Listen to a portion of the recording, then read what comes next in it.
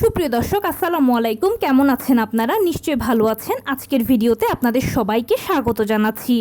আজকে আমি আপনাদের সাথে খুব ইম্পর্ট্যান্ট একটা টপিক নিয়ে আলোচনা করব। সেটা হচ্ছে ডেলিভারির শেষ 15 দিন নিয়ে কিছু বিশেষ জরুরি সতর্কবাণী সম্পর্কে।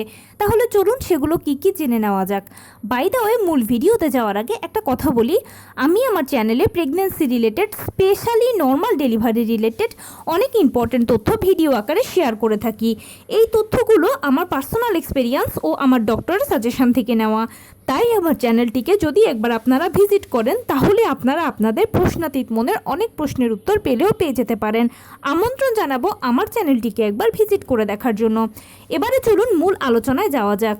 আমি শুরুতেই বলেছি আজকে আলোচনা করব খুবই গুরুত্বপূর্ণ একটা টপিক নিয়ে। সেটা হচ্ছে ডেলিভারির শেষ 15 দিন আগে কিছু জরুরি সতর্কতা নিয়ে। দেখুন, একজন মা দীর্ঘ 9টি মাস ধরে বিভিন্ন ধরনের চড়াই উতরাই, ভালো মন্দ, হাতে পায়ে পানি এসে যাওয়া, ঘুমানোর কষ্ট, খাওয়ারের কষ্ট ইত্যাদি বিভিন্ন ধরনের শারীরিক জটিলতার মধ্য দিয়ে আস্তে আস্তে করে দীর্ঘ 9টি মাস কাটিয়ে যখন নবম মাসের দিকে আসেন, তখন তিনি 36 সপ্তাহে পড়েন। আর এরপর থেকে শুরু হয়ে যায় ডেলিভারির কাউন্টডাউন। মানে নবম মাস হচ্ছে ডেলিভারির একদম অ্যাপ্রোপ্রিয়েট টাইম। ডেলিভারিটা কারো কারো ক্ষেত্রে নবম মাসের শুরুতে হয়ে যায়, কারো কারো ক্ষেত্রে মাঝেও হয়, কারো কারো ক্ষেত্রে শেষেও হয়। যদি নর্মাল ডেলিভারি হওয়ার হয় তাহলে না ডেট মেনটেনটা খুব কমই হয়। নর্মাল ডেলিভারিটা সাধারণত ডেটের বহু আগেও হয়, আবার বহু পরেও হয়, আবার স্পেসিফিক ডেটেও হতে পারে। তবে স্পেসিফিক ডেটটা কম মেনটেন হয় নর্মাল ডেলিভারির ক্ষেত্রে, বেশিরভাগ ক্ষেত্রে আগেই হয়ে যায়। এখন ডেলিভারি পরে মানে নবম মাস থেকে শুরু করে আস্তে আস্তে ডেলিভারি পর্যন্ত এই 15-20 দিন বা এক সপ্তাহ, যার যে সময়টা, এই সময়টা হচ্ছে ভীষণ সেন্সিটিভ এবং খুবই ইম্পর্ট্যান্ট একটা সময়। এটা এতটাই সেন্সিটিভ, এতটাই ইম্পর্ট্যান্ট যে এই সময় নতুন মায়েরা এই ভুল কাজটা বেশি করে থাকেন। যেটা করেন যে সবারই একটা টেনশান থাকে যে ডেলিভারিটা কিভাবে হবে, প্রসেস ইত্যাদি সব কিছু নিয়ে নতুন মায়েদের টেনশানগুলো অনেক বেশিই থাকে, যেহেতু তারা একেবারেই প্রথম, সেজন্য স্বাভাবিক টেনশান হওয়াটা। এখন এই টেনশান থেকে তারা করেন কি, বিভিন্ন জনের থেকে বা তারা ছাড়াও অন্যান্যরাও বিভিন্ন জনের থেকে বিভিন্ন ধরনের পরামর্শ নেন। তো অনেকেই নর্মাল ডেলিভারিকে পছন্দ করে বা বেশিরভাগ মানুষই চায় যে নর্মালে বাচ্চা জন্ম দেওয়ার জন্য, যেহেতু নর্মাল ডেলিভারিটা সিজারের তুলনায় ভালো, সবাই জানি এটা আমরা। কিন্তু নর্মাল ডেলিভারির চক্করে করেন কি, বিভিন্ন জনের থেকে পরামর্শ উপদেশ নেন।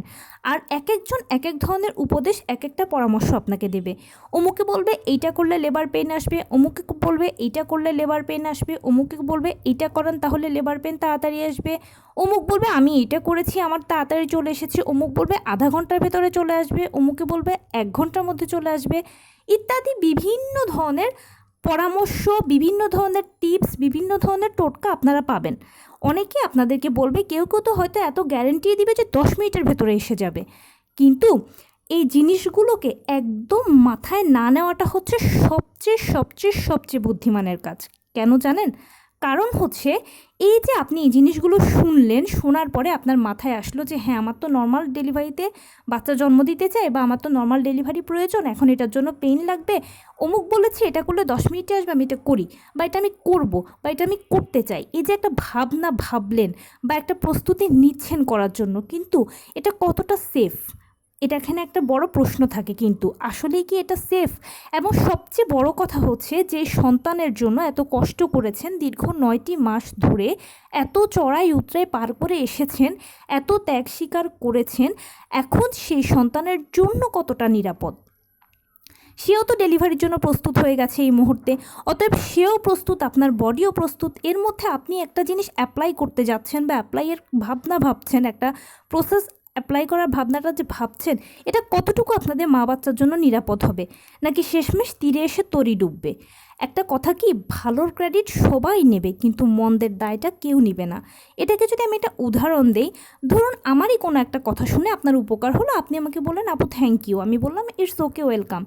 এখন আমারই কোনো একটা কথা শুনে আপনার যদি খারাপ হয়, আপনি যদি এরপরে যদি আমাকে বলেন যে আপু আপনার এই কথা শুনে তো আমার খারাপ হয়েছে, তখন আমি কি বলবো আপনাকে? আমি আপনাকে বলবো যে আপনি আমার কথাটা কেন শুনেছেন?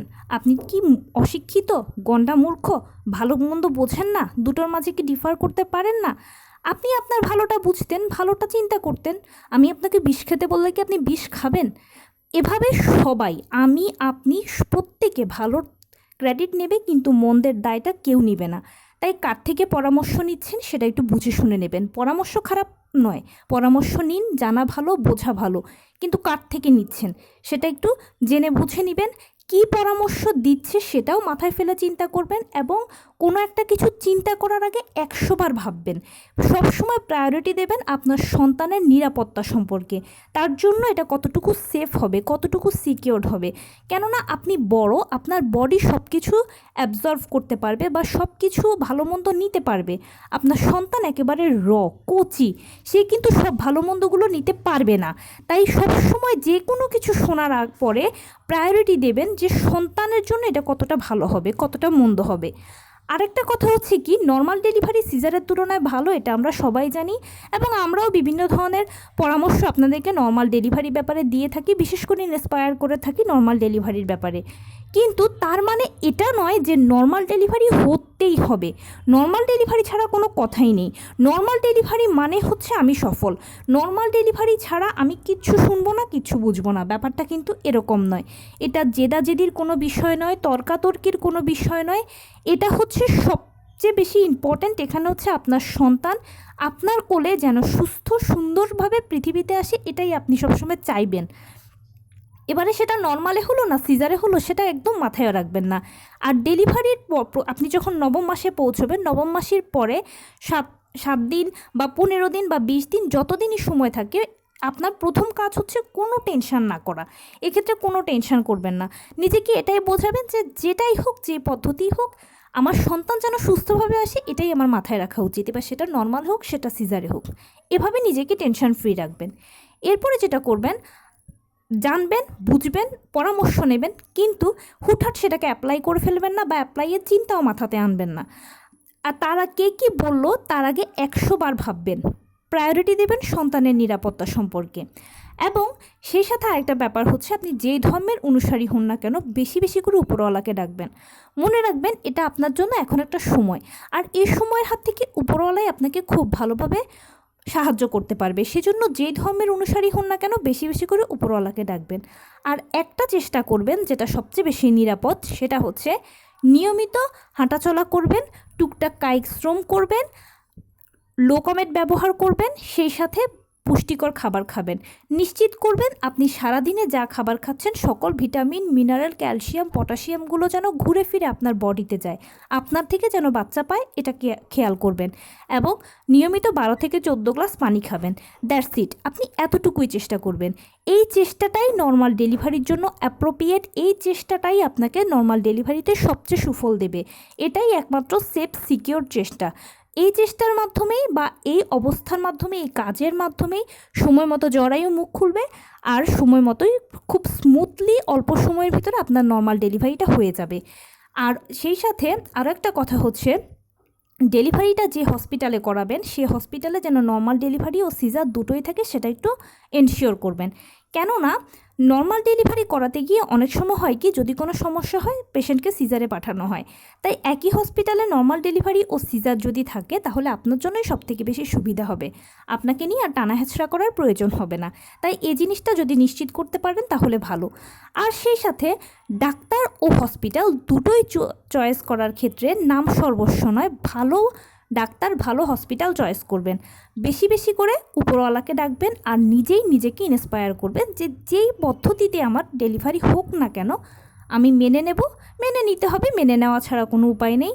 একটাই প্রার্থনা, সন্তান যেন সুস্থভাবে আসে।